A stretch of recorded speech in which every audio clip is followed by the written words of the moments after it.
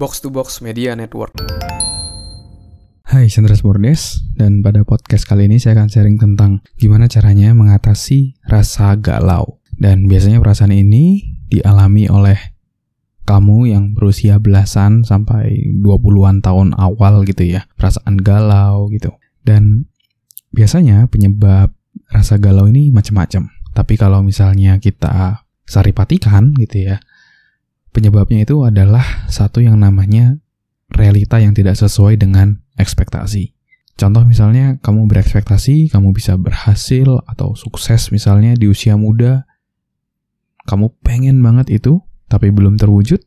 Akhirnya kamu jadi galau. Atau misalnya dalam segi relationship. Kamu sangat-sangat berekspektasi kamu bisa deket sama gebetanmu. Gebetanmu itu bisa suka juga sama kamu, tapi ternyata tidak seperti itu. Ternyata contoh misalnya, dia ternyata memilih yang lain, atau dia ternyata nggak begitu suka juga sama kamu. Jadi tidak sesuai dengan ekspektasi, dan kamu nggak bisa dapat itu, dan akhirnya kamu jadi galau lagi. Nah, jadi ekspektasi yang tidak sesuai dengan realita, itu sering kali akan membuat kita galau kalau kita merespon hal-hal tadi dengan cara yang tidak tepat. Jadi sebenarnya ketika ekspektasi kita tidak sesuai dengan realita, oke, sebagai manusia tentu pasti akan ada rasa kecewa, tetapi setelah itu kita punya dua pilihan. Apakah kita mau bangkit, ya, jadi jauh lebih baik, atau justru semakin galau? Dan biasanya yang dilakukan itu adalah banyak orang ketika kecewa, dia justru membuat hidupnya jadi jauh lebih kecewa. Jadi membuat dia jadi tambah galau. Misalnya contoh, ketika dia belum berhasil mencapai target yang diinginkan, dia justru galau dan mulai mendengarkan lagu-lagu mellow misalnya. Lagu-lagu galau.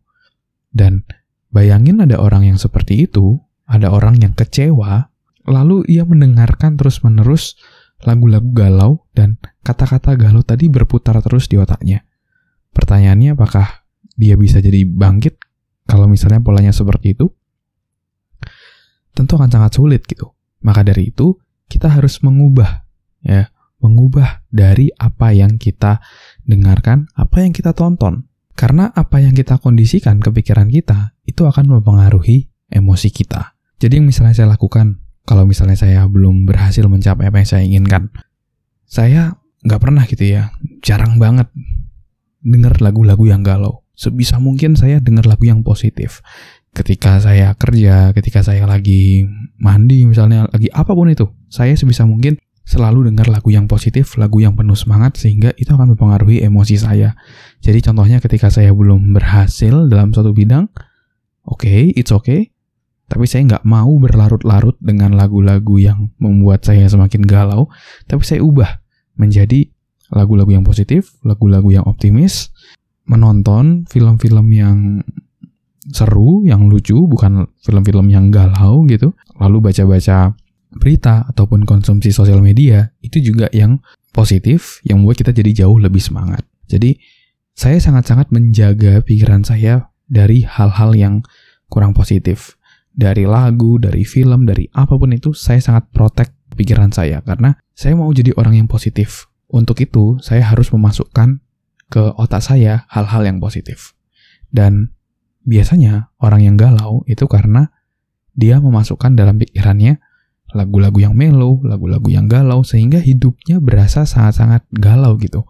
Jadi, buat kamu yang mau menghentikan pola galaumu itu, mulai dari hal sederhana, yaitu mulai berhenti mendengarkan lagu-lagu galau, mulai berhenti baca berita-berita yang negatif atau akun-akun gosip di sosial media, Instagram, Twitter, dan lain-lainnya. Masukkan ke diri kita, masukkan ke dalam pikiran kita hal-hal yang positif, hal-hal yang inspiratif yang membuat kita jadi optimis untuk mencapai target kita. Oke? Thank you semuanya udah dengerin podcast kali ini. Semoga bisa bermanfaat dan menginspirasi. Kalau kamu merasa bermanfaat, kamu bisa share di Instastory-mu. Jangan lupa di tag @andreasbordes. Nanti saya akan repost. Dan buat kamu yang mau bertanya, silakan DM saya di Instagram di @andreasbordes. Nanti pertanyaan kamu akan saya bahas di podcast ini. Dan buat kamu juga jangan lupa cek di deskripsi, ada beberapa resources yang bisa bikin kamu tambah sukses dan tambah produktif. Thank you semuanya, sukses selalu, never stop learning, because life never stop teaching.